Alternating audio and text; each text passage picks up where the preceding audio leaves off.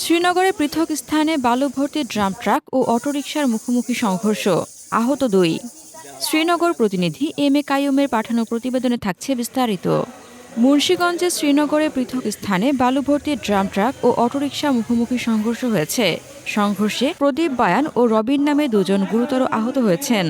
মঙ্গলবার দুপুরের দিকে উপজেলার হাসারার কেসি রোড ও শ্রীনগর বারুলিবাগ এলাকায় এ দুর্ঘটনা ঘটে।